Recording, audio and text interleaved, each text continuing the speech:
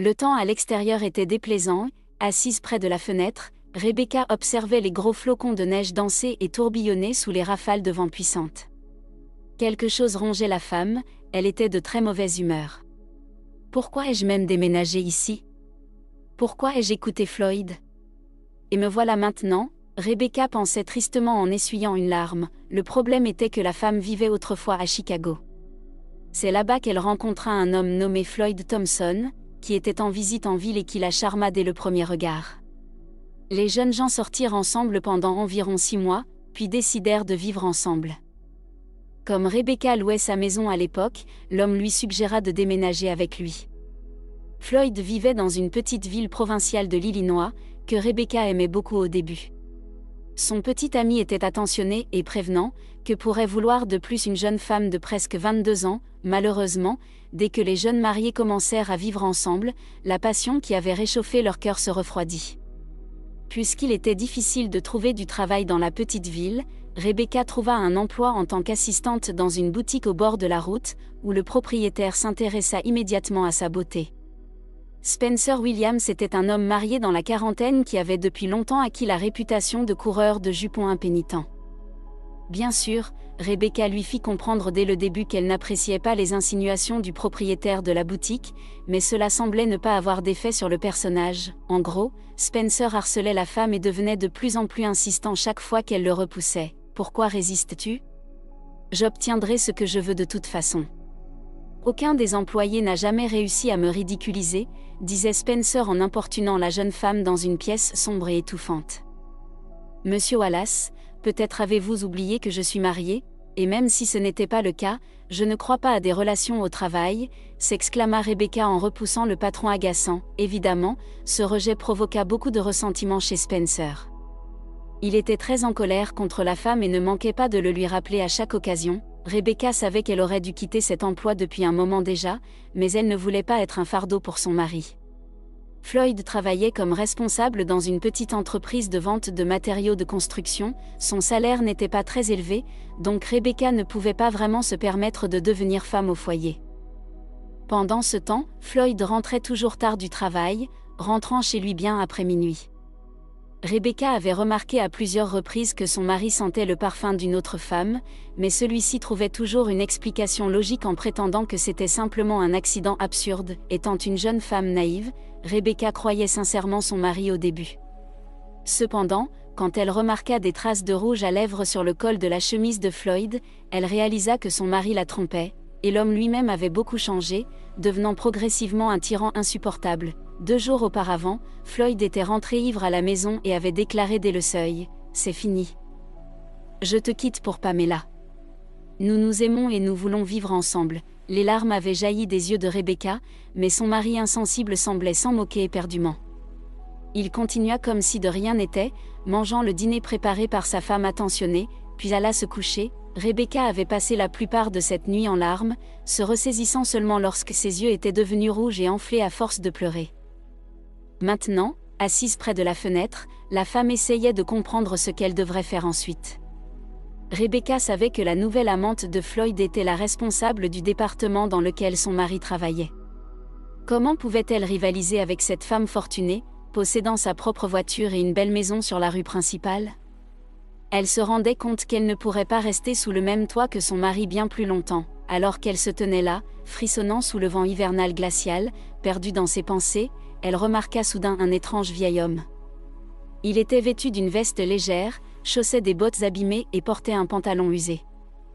Une casquette en mauvais état ornait sa tête, mais cela ne semblait guère le protéger du froid rigoureux. Le vieil homme sautillait sur place, manifestement en train de lutter pour se réchauffer. Il semblait être un sans-abri qui s'était retrouvé dans la rue au plus mauvais moment. Mon Dieu, il gèle.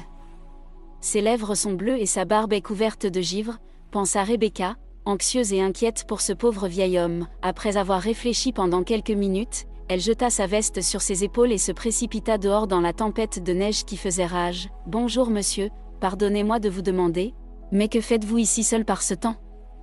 demanda Rebecca en s'approchant du vieil homme. « Bonjour madame, j'attends en réalité mon fils, mais il est en retard pour une raison quelconque, » marmonna le vieil homme, frissonnant sous le vent glacial. « Quel fils viendrait le chercher par un temps pareil ? Il est probablement inconscient, pensa Rebecca en essayant désespérément de ne pas laisser paraître son réalisme sur son visage. Elle prit la main de l'inconnu et le conduisit presque de force à l'intérieur de la maison, où elle l'installa immédiatement dans un fauteuil devant le feu qui crépitait joyeusement dans la cheminée. Rebecca lui apporta ensuite des vêtements de rechange de son mari pour qu'il puisse se débarrasser de ses vêtements mouillés. « Merci madame. Je vous suis très reconnaissant. Une vingtaine de personnes m'ont ignoré aujourd'hui et vous êtes la seule à avoir proposé de l'aide, dit le vieil homme, les larmes aux yeux, quand Rebecca lui servit une tasse de thé bien chaud. Un énorme sourire illumina le visage du vieil homme. Après avoir pris une gorgée de cette boisson brûlante et réconfortante, l'homme se présenta comme étant Richard Miller. « Mon fils viendra sûrement me chercher dès que la tempête se calmera un peu. Nous allons partir ensemble pour Chicago », ajouta l'étranger en tendant ses mains ridées vers le feu de cheminée. Rebecca réalisa alors que M. Miller n'était plus du tout fou. C'était simplement un vieil homme ordinaire, fatigué de la solitude et de la maladie, qui avait décidé de s'installer chez son fils dans la grande ville. M. Miller resta chez Rebecca jusqu'au midi. Après avoir remercié chaleureusement la jeune femme, il se prépara pour ne pas manquer l'arrivée de son fils. « Prenez soin de vous, M. Miller, et n'hésitez pas à revenir si vous en avez besoin », dit Rebecca en se séparant de lui. Rebecca doutait fortement que son fils viendrait le chercher par un temps aussi épouvantable, mais dès que le vieil homme sortit dans la rue, un SUV couvert de neige ralentit à côté de lui. 2 autres voitures suivaient, avec apparemment des gardes du corps à bord. Ouvrant la portière passager, M. Miller se retourna une dernière fois vers la maison où il avait été traité avec tant de chaleur et de respect. Alors, il sourit et monta à bord du grand fort. Rebecca sourit en retour et fit signe à la voiture qui s'éloignait. La femme était très heureuse d'avoir pu faire quelque chose de gentil en aidant le vieil homme, et elle se sentait bien à ce sujet. Rebecca sentit des larmes monter dans ses yeux lorsqu'elle réalisa que le vieil homme n'était pas du tout fou, mais attendait en fait l'arrivée de son fils, alors qu'elle s'apprêtait à fermer la porte d'entrée. Elle vit une voiture approcher rapidement. La Chevrolet rugit de son moteur, se frayant un chemin à travers les congères de neige qui bloquaient son passage. À la grande surprise de Rebecca, la voiture s'arrêta devant chez elle. Qui cela pouvait-il bien être? Surtout par ce temps, la conductrice sortit de la Chevrolet et Rebecca reconnut son visage. Elle lui était très familière. « Diana, c'est bien toi. Comment es-tu arrivée ici? Cela fait si longtemps. »« Viens, entre donc », s'exclama Rebecca chaleureusement en ouvrant la porte pour son amie. Diana vivait à Chicago et était sa meilleure amie, avec qui elle partageait toujours ses secrets les plus intimes.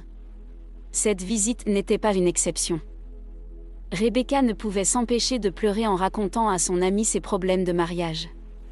Diana écouta attentivement son amie, puis prit sa main et dit « Waouh chérie, laisse-moi te dire une chose.